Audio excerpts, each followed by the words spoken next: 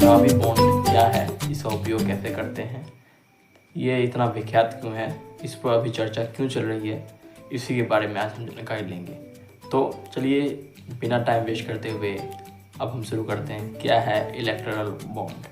तो electoral bond एक प्रकार की चंदा देने की प्रक्रिया है जिस माध्यम से आप बिना अपना नाम बताए किसी दूसरे पार्टी को, राजनीतिक पार्टियों को चंदा दे सकते हैं। तो यही प्रक्रिया है इलेक्टोरल बॉन्ड। तो आज हम जान लिए कि इलेक्टोरल बॉन्ड क्या होता है। अब हम जानते हैं कि इलेक्टोरल बॉन्ड यहाँ अभी क्यों विख्यात है, क्यों अभी मशहूर क्यों है। इलेक्टोरल बॉन्ड को बीजेपी सरकार ने 2018 में इसको लाया था। उनका कहना यह था कि इससे ब्लैक मनी को रोका जा सकता है। जो ब्लैक मनी में जो बड़े बड़े नेताओं को मिलता है चंदा, वो उसको रोका जा सकता है। इससे आप अपने वाइट मनी से ही किसी राजनीतिक पार्टियों को चंदा दे सकते हैं। यह कहना था बीजेपी के प्रवक्ताओं का। अब यहाँ पर सुप्रीम कोर्ट ने का दूसरा कहना है कि जो सूचना का अधिकार है, वो राइट फॉर इंफॉर्मेशन, उसकी पहल नहीं हो पा रही है। उनका कहना यह है कि आपकी जो राजनीतिक पार्टियां हैं वो कहाँ से चंदा ले रही हैं, जनता को नहीं मालूम चल पा रहा है। इनका मेन रीज़न यही है। तो यही कारण है कि अभी जो इलेक्टोरल बॉन्ड है उसको बैन कर दिया गया है भारत की सुप्रीम कोर्ट के आदेश के द्वारा।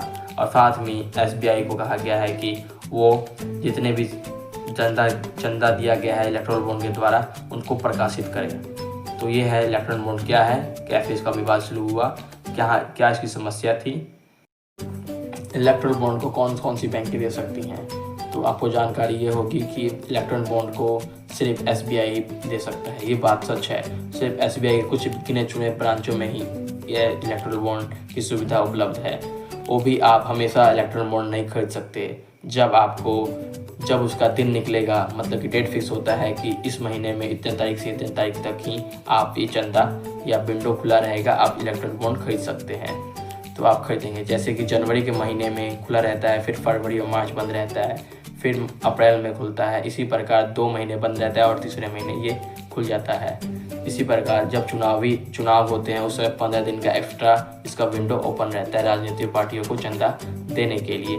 ये हैं इलेक्टोरल बॉन्ड को चंदा कैसे दे सकते हैं। और ऐसी बात नहीं कि आप सभी पार्टियों को चंदा दे सकते हैं। सभी पार्टियों को चंदा इसमें नहीं दे सकते। आप केवल वैसी पार्टी को चंदा दे सकते हैं जो पिछले चुनाव में 1% से ज़्यादा वोट अर्जित कर ली हों।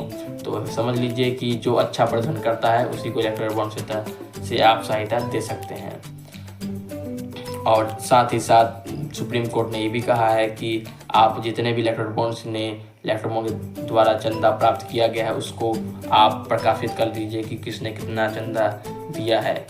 ऐसे तो इलेक्टोरल बॉन्ड में किसी का नाम नहीं लिखा रहता है कि किसने चंदा किसको दिया है, ना देने वाले का नाम, जस्ट प्राप्त वाले का नाम। जैसे कि एक कूपन की तरह होता है, या फिर कहा जाए तो एक खाली चेक में सिर्फ रकम डाला होता है, कितना रुपया का बॉन्ड है, किसने दिया है ये भी नहीं लिखा रहता है उसके अंदर। सिर्फ जिसके पास गया वो उसको बैंक से विड्रॉ करवा लेगा, उसी का ही हो जाएगा पैसा।